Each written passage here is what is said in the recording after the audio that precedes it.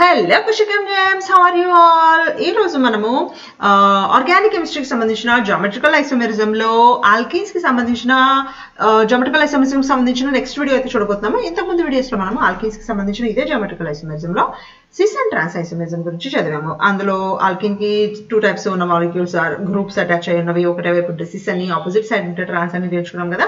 దాని తర్వాత కొన్ని సెట్ ఆఫ్ రూల్స్ అయితే చదువుకున్నాం. దాన్ని సిప్ రూల్స్ అన్నాము, చాన్ ఇన్ గోల్డ్ ప్రీలాగ్ రూల్స్ అన్నాము. ఆ రూల్స్ ని యూజ్ చేసుకుని మనం ఈ అండ్ జెడ్ ఐసోమెరిజం గురించి కూడా అర్థం చేసుకోవచ్చు అని లాస్ట్ వీడియోలో మనం చూసాము. అయితే ఈ వీడియోలో అది ఎలా చూడొచ్చు, ఎలా అర్థం చేసుకోవచ్చు అనేది మనం అయితే ఈ వీడియోలో చూద్దాం. ఓకేనా? Without any further delay let us start our video. So alkenes మళ్ళీ ఒకసారి రివైజ్ చేస్తున్నాను చూడండి. ఆల్కీన్స్ అంటే మనకి కార్బన్ కార్బన్ డబుల్ బాండ్ ఉండి ఇట్లా రెండు వైపులా కార్బన్ బాండ్ అయి ఉన్న హైడ్రోజన్ CH3 ఉండి ఒకవైపు ఇంకొక CH3 ఆర్ C2H5 ఇలా ఒక మాలిక్యూల్ ఉంటే ఆ మాలిక్యూల్ ని మనము ఆల్కీన్ ని ఎలా ఫంక్షనల్ గ్రూప్ ఒక ఐసోమెరిజం ఎలా ఉంది ఏంటి అని మనం డిస్కస్ చేస్తూ ఉన్నప్పుడు ఒకటే functional group or same group ఒకటే వైపు ఉంటే దాన్ని మనం సిస్ అంటామని, ఆపోజిట్ సైడ్స్ ఉంటే దాన్ని మనం ట్రాన్స్ అంటామని అనుకున్నాం. సో ఇక్కడ ఉన్న ఈ 4 గ్రూప్స్ లో 2 CH3 గ్రూప్స్ ఉన్నాయి. ఈ కార్బన్ మీద ఒక CH3, ఈ కార్బన్ మీద ఒక CH3, 2 CH3 గ్రూప్స్ ఉన్నాయి. అలాగే ఇక్కడ హైడ్రోజన్, ఇక్కడ C2H5 ఉన్నాయి. ఈ 2 CH3లు సేమ్ ఉన్నాయి కాబట్టి మనం సిస్ ట్రాన్స్ ఐడెంటిఫై చేయడానికి ఈ 2 గ్రూప్స్ ని మాత్రమే మనం యూజ్ చేస్తాం. అవునా? సో ఈ 2 గ్రూప్స్ ని మనం యూజ్ చేసినప్పుడు ఇవి రెండు ఈ డబుల్ బాండ్ ప్లేన్ కి ఒకటి పైన ఒకటి కింద ఉంది కాబట్టి దీన్ని మనము ట్రాన్స్ అని చెప్తాం. అవునా? ఇది ఎప్పుడు చెప్పగలుగుతున్నాం? మనకి 2 కార్బన్స్ మీద కూడా అట్లీస్ట్ ఒక్క కామన్ గ్రూప్ ఉన్నప్పుడు చెప్తున్నాం. అయితే ఈ అరేంజ్మెంట్ అనేది మనకి ప్రతిసారి ఇలా ఉండదు. అంటే నేనేం చెప్పబోతున్నాను అంటే మనకి డబుల్ బాండ్ ఉన్నప్పుడు డబుల్ బాండ్ C ఉంది. ఈ 4 గ్రూప్స్ కూడా 4 డిఫరెంట్ గ్రూప్స్ ఉండడానికి కూడా పాసిబిలిటీ ఉంటుంది అని చెప్తున్నాను. అంటే ఈ కార్బన్ మీద ఒక హైడ్రోజన్, ఒక క్లోరిన్, ఈ కార్బన్ మీద ఒక బ్రోమిన్, ఒక అయోడిన్ ఉండడానికి పాసిబిలిటీ ఉంది. దీంట్లో కూడా మనకి జామెట్రికల్ ఐసోమెరిజం పాసిబుల్ ఉంది. అంటే నేను ఇక్కడ రాసిన ఎగ్జాంపుల్లో దీనికి ఆపోజిట్ ఎగ్జాంపుల్ నేను రాయొచ్చు. అంటే ఇక్కడ అయోడిన్ బ్రోమిన్ పొజిషన్ చేంజ్ చేసుకోవచ్చు. అంటే హైడ్రోజన్ బ్రోమిన్ ఒక సైడ్ ఉన్నాయి, ఇక్కడ ఫస్ట్ ఎగ్జాంపుల్లో, సెకండ్ ఎగ్జాంపుల్లో హైడ్రోజన్ బ్రోమిన్ ఆపోజిట్ సైడ్స్ ఉన్నాయి. అంటే నాకు డెఫినెట్ గా జామెట్రికల్ ఐసోమెరిజం అనేది పాసిబుల్ అయ్యింది. మరి దీనికి నేను సిస్ ట్రాన్స్ చెప్పగలనా? సిస్ ట్రాన్స్ చెప్పాలి అంటే అట్లీస్ట్ ఒకటే కామన్ గ్రూప్ అనేది 2 కార్బన్స్ కి అటాచ్ అయి ఉండాలి. సో దీన్ని చెప్పడం కోసం మనకి జామెట్రికల్ ఐసోమెరిజంలో ఈ అండ్ జెడ్ కాన్ఫిగరేషన్ అనేది మనం చెప్తామన్నమాట. ఈ ఈ అండ్ జెడ్ అంటే ఏంటి అంటే క్యాపిటల్ ఈ క్యాపిటల్ జెడ్ అంటాము. ఈ అంటేనేమో యాంటిజన్, ENT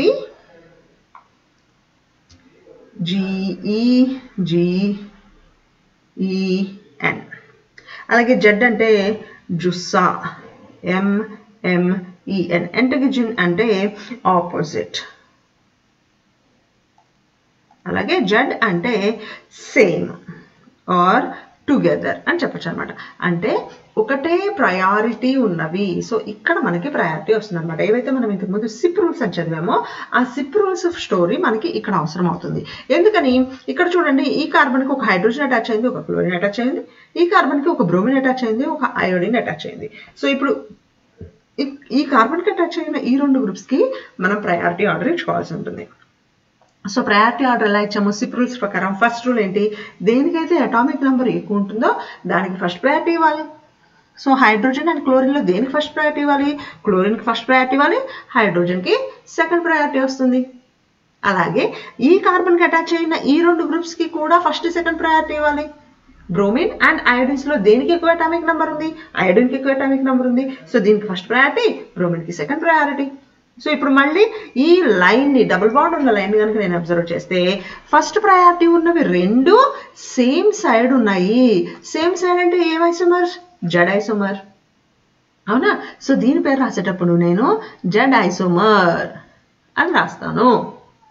కానీ ఇక్కడ దీనికి ఫస్ట్ ప్రయారిటీ, దీనికి second priority according to SIP rule. దీనికి ఫస్ట్ ప్రయారిటీ, దీనికి second priority. So first priority ఉన్న క్లోరిన్, ఫస్ట్ ప్రయారిటీ ఉన్న అయోడిన్ ఒకదానికొకటి ఆపోజిట్ డైరెక్షన్ లో ఉన్నాయి.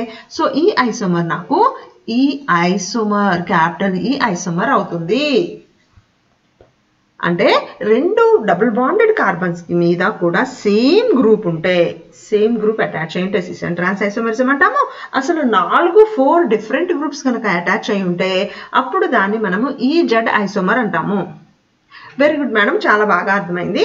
అయితే కొన్నిసార్లు కొంతమంది స్టూడెంట్స్ అడిగారు ఈ క్వశ్చన్ నన్ను, సి డబుల్ బాండ్ సి ఉన్నప్పుడు ఇక్కడ ఒకటే కార్బన్ మీద 2 సేమ్ గ్రూప్స్ ఉన్నప్పుడు ఇక్కడ ఇక్కడ ఒక CH3 ఉంది, ఇక్కడ ఒక హైడ్రోజన్ ఉంది, దీనికి నాకు సిస్ అండ్ ట్రాన్స్ కానీ ఈ అండ్ జెడ్ ఐసోమరిజం కానీ చెప్పడానికి వీలవుతుందా?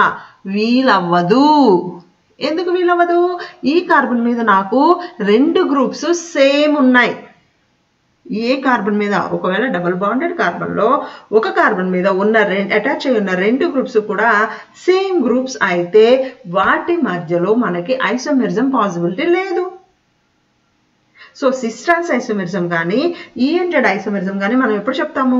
డబుల్ బాండెడ్ కార్బన్స్ మీద ఏ ఒక్క కార్బన్ మీద కూడా సేమ్ అంటే ఈ ఒక్క కార్బన్ మీద కూడా సేమ్ గ్రూప్స్ లేకుండా ఉన్నప్పుడు, అలాగే ఈ రెండింటి మధ్య కూడా అట్లీస్ట్ ఒక కామన్ ఫంక్షనల్ గ్రూప్ ఉన్నప్పుడే మాత్రమే మనం సిస్ అండ్ ట్రాన్స్ చెప్తాము.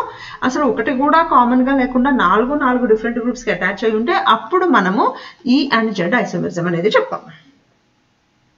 అర్థమైందా? ఈ వీడియో మీకు నచ్చుతుంది అనుకుంటున్నాను, ఇన్ఫర్మేటివ్ గా ఉంటుంది అనుకుంటున్నాను. ఈ వీడియో కనుక మీకు నచ్చితే తప్పకుండా లైక్ చేయండి, షేర్ చేయండి, మన ఖుషీకం ఛానల్ కి సబ్స్క్రైబ్ చేయండి.